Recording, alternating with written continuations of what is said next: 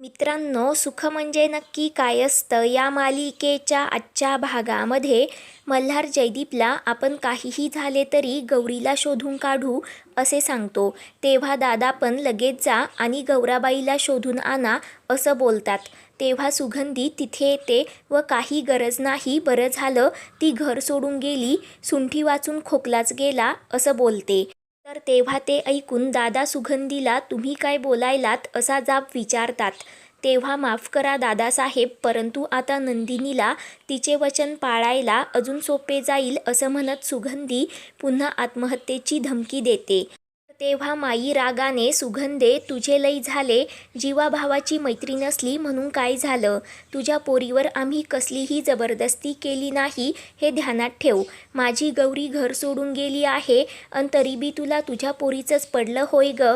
गौरी या घरची सून आहे, जोपर्यंत ती घरी येत नाही ना तोपर्यंत मी गप्प बसणार नाही असे माई सुगंधीला सांगतात.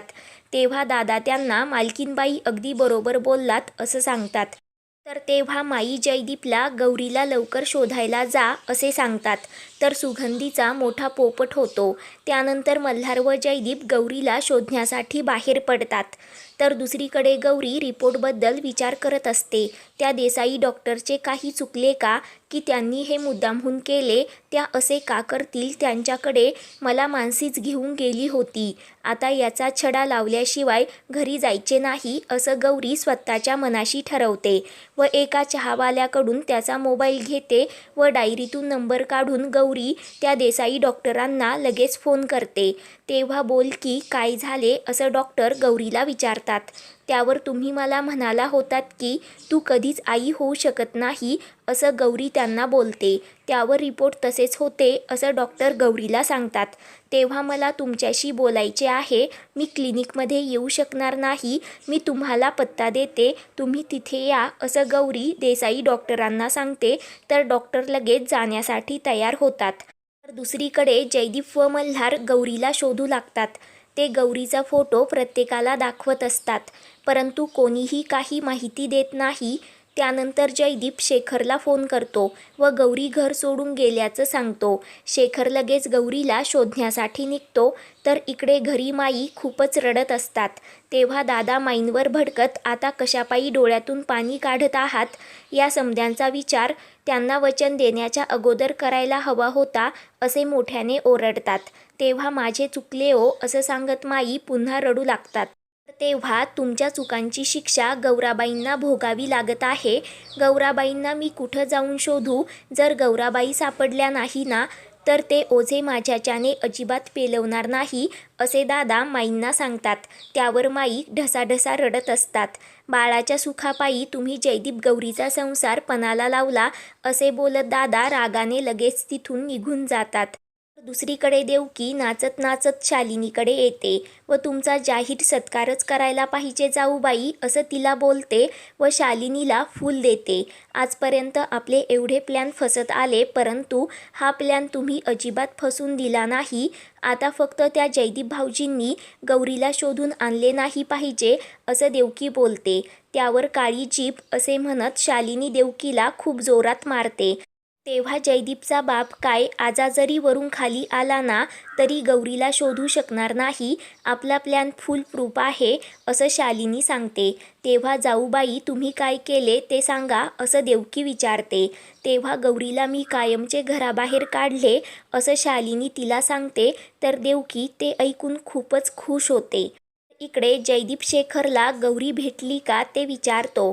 तेव्हा सगळीकडे शोधले, परंतु कुठेच पत्ता लागला नाही. 24 तास उलटून गेले नाही, त्यामुळे आपल्याला पोलीस केस पण करता येणार नाही असं शेखर जयदीपला सांगतो.